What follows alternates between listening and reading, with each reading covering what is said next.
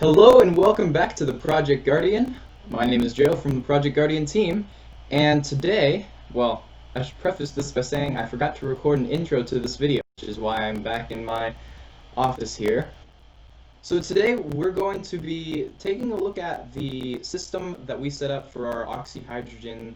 It's in my garage, so without further ado, I'm gonna let Joe in the garage take it away.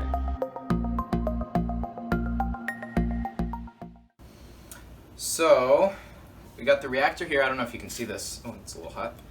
To switch that, turns the pump on. The pump just circulates the electrolyte. This is the charge tank that I was talking about.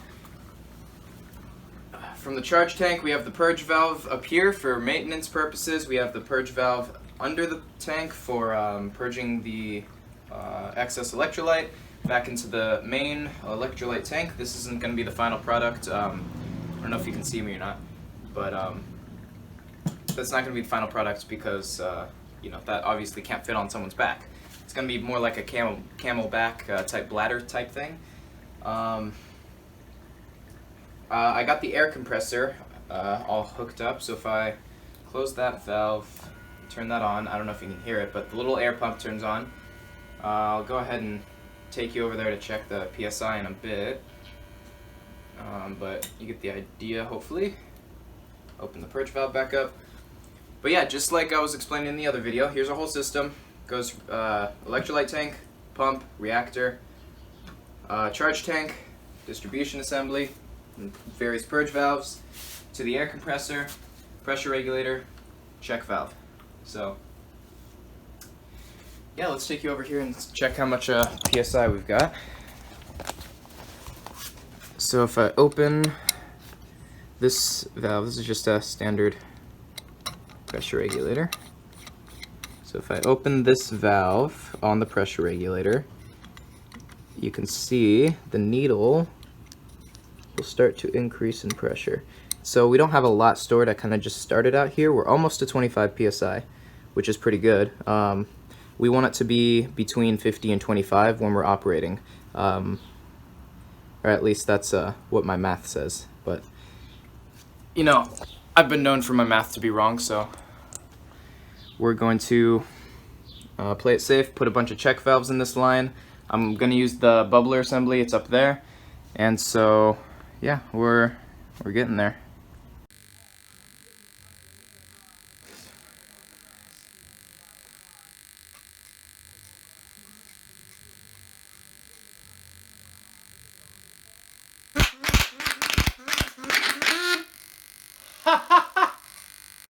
After rewatching that video of the nozzle actually working, I realized that those check valves weren't really working that great, and you can actually see if you slow down the video.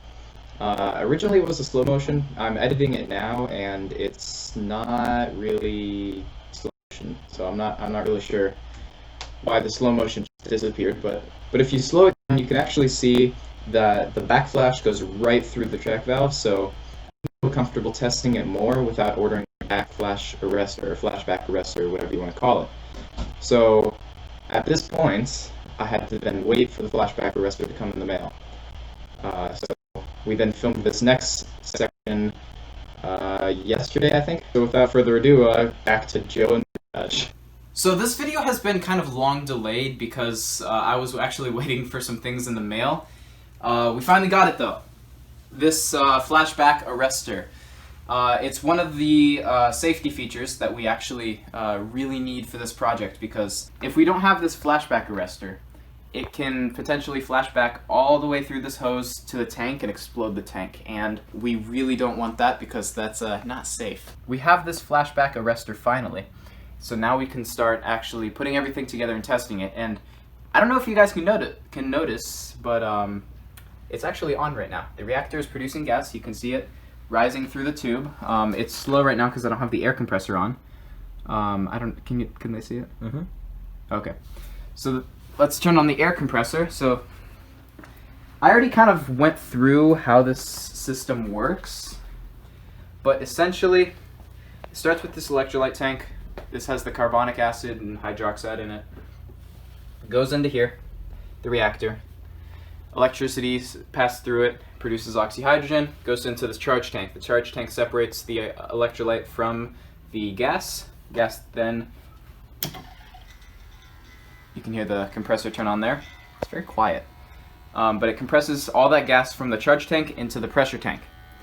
Then from the pressure tank, it goes to the pressure regulator, then to the flashback arrestor, intake manifold, and then the nozzle.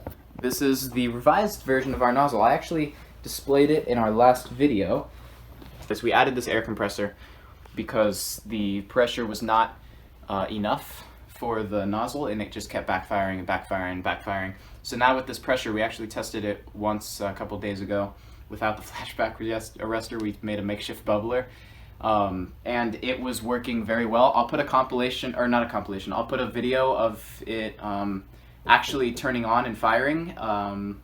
It'll probably, if it's not in this video, it'll be either in the description or the cards.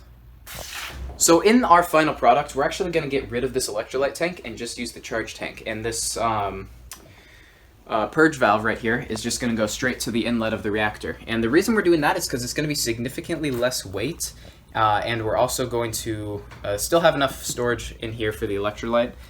Another thing we need to do for the final product is add a computer to control all of the electronics, have some sensors for temperature and pressure so we can know when to turn on and off the compressor, know when to turn on and off the reactor, all the solenoid valves, and the water pump.